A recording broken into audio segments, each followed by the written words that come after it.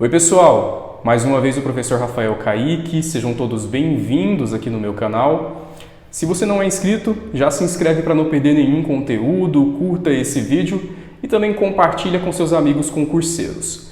Mais um tema da atualidade para redação que pode aparecer em provas de concurso da Polícia Civil do DF ou também outros concursos onde a redação versará sobre uma temática da atualidade. Hoje eu vou tratar sobre os desastres ambientais no Brasil, que está dentro do eixo meio ambiente. É um assunto que vem se desdobrando há algum tempo, porque nós acompanhamos algumas tragédias que aconteceram recentemente. Nós tivemos primeiro em Mariana, nesse ano Brumadinho, a mancha de óleo também que apareceu nas praias do litoral brasileiro.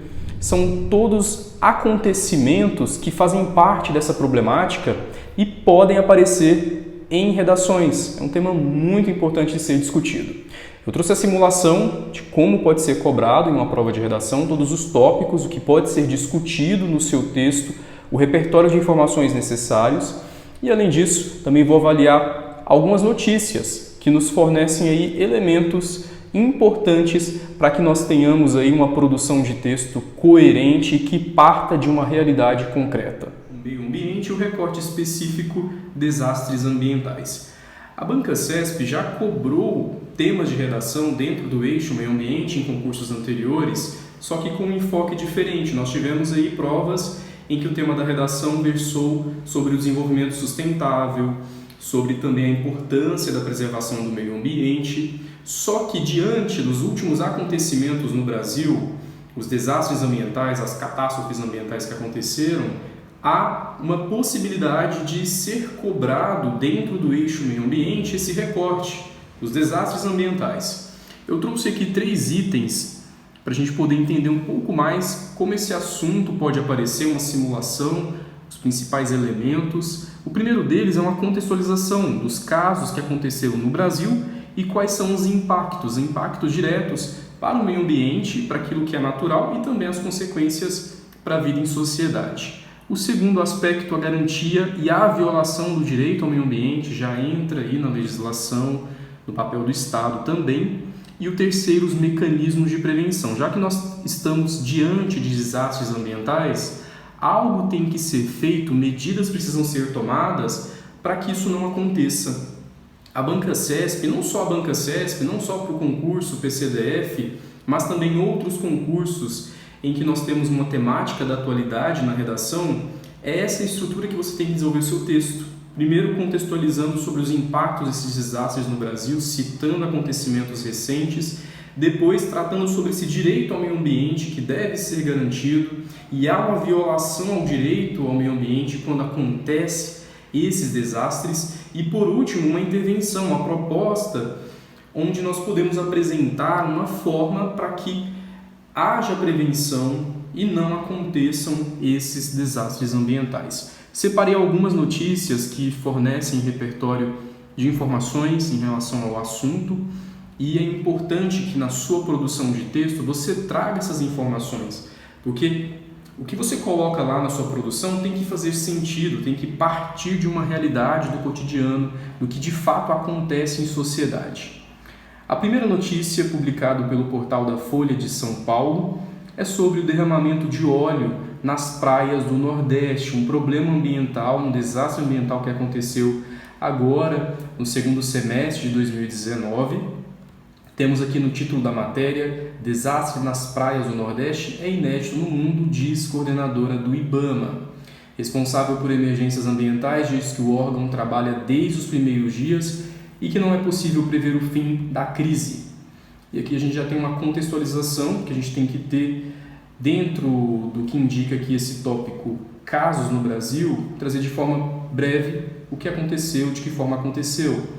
O desastre ambiental que atinge as praias do Nordeste brasileiro, com a chegada de manchas de óleo à região, é um caso inédito no mundo e ainda não é possível prever o seu fim. Diante de críticas à demora em resposta do governo, o aparecimento das manchas de óleo, ela defende que o IBAMA vem trabalhando nas praias desde os primeiros registros. De acordo com a coordenadora, 3 fatores fazem parte, e aqui é uma contextualização importante deste desastre. Primeiro, o desconhecimento do responsável pela poluição. Nós temos investigações em andamento, mas nada concreto ainda, mostrando que esse óleo provavelmente tem origem venezuelana e foi derramado aí por um navio da Grécia, um navio de origem grega.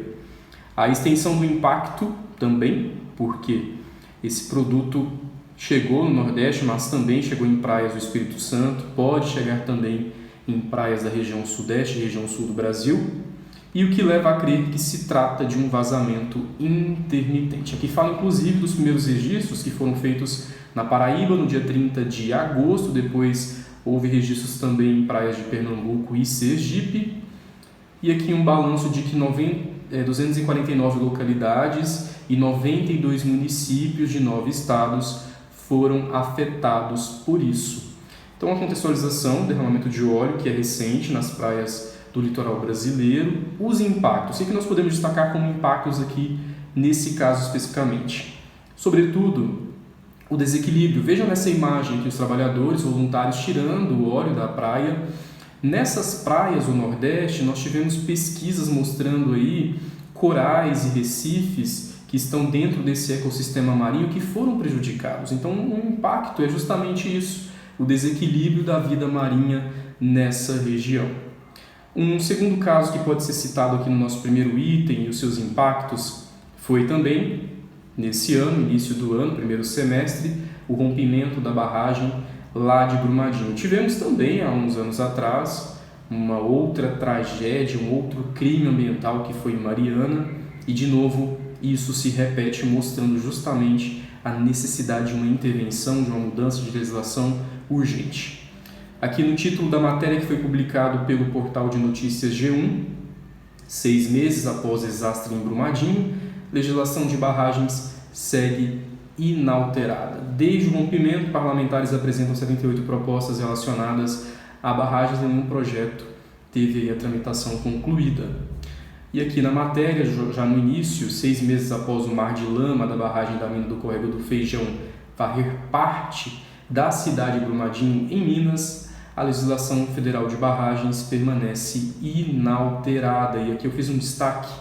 O desastre da barragem da Vale ocorreu no horário do almoço do dia 25 de janeiro, uma sexta-feira, e até a semana passada já havia confirmação de 248 mortos e outras 22 vítimas que estavam sem identificação ou desaparecidas. Dentro aqui do nosso primeiro aspecto, podemos citar o rompimento dessa barragem, essa tragédia no qual rejeitos levaram casas, animais e vidas humanas. Aconteceu aí, como nós vimos, em Brumadinho, e se repetiu de novo esse problema de rompimento de barragem, que levou aí rejeitos contaminando não somente aquele ecossistema, não somente aí o Córrego do Feijão e outras bacias, mas também chegou também ao oceano, chegou a contaminar outras localidades. Em relação aos impactos, a gente citou aqui no primeiro a questão da vida do sistema marinho, o ecossistema marinho. Para não repetir essa mesma linha de raciocínio, a gente pode colocar como os impactos, um impacto inclusive gravíssimo, que foram as mortes, inclusive eu destaquei aqui. Porque quando a gente fala em impactos de desastres ambientais, não é um impacto apenas na paisagem, no ecossistema, nos recursos naturais. Dentro do meio ambiente, a gente também tem que levar em consideração as pessoas, o ser humano, a vida humana. O ser humano também faz parte do meio ambiente. E aqui como impacto tivemos aí a morte de mais de 240 pessoas, sem contar ainda as vítimas que estão sendo procuradas. Nosso primeiro item, então, casos no Brasil, os impactos, a gente parte para o segundo item, a garantia e a violação do direito ao meio ambiente. Quando a gente fala em garantia, nós temos que recorrer ao texto constitucional. O artigo 225 trata do direito ao meio ambiente, e antes eu quero fazer uma observação que é importante. Muitos candidatos e candidatas me procuram sobre a citação de artigos, citação de dispositivos legais, de leis, enfim. Se é necessário fazer a citação na íntegra no texto da redação. Não é necessário, até porque nós nem temos espaço para isso no texto, são apenas 30 linhas. Não é necessário que você faça a transcrição literal do texto. Apenas você citando que no artigo 225 nós temos direito ao meio ambiente, ou às vezes nem precisa citar o artigo. Se você não souber o artigo, você cita que na Constituição nós temos a garantia do direito ao meio ambiente. Já mostra para o seu examinador que você tem conhecimento disso. Aqui nós temos o capítulo 6, o direito ao meio ambiente, o artigo 225, todos têm direito ao meio ambiente ecologicamente equilibrado, bem como também o uso comum do povo, essencial à qualidade de vida sadia, impondo-se ao poder público e à coletividade o dever de defendê-lo e preservá-lo para as presentes e futuras gerações. Aqui já tem um indicativo que responde o nosso segundo item. A garantia está na Constituição Federal, no artigo 225. Todo brasileiro tem direito ao meio ambiente equilibrado, sadio, e a violação acontece justamente quando ocorre esses desastres ambientais, que é um crime ambiental, porque nós temos aqui uma violação. Não somente o Estado no papel de fiscalizador e também na punição, mas a coletividade. No caso aqui de Brumadinho, nós tivemos um desastre ambiental que foi ocasionado por uma negligência de uma empresa, aliás, de um grupo de empresas, não somente a Vale.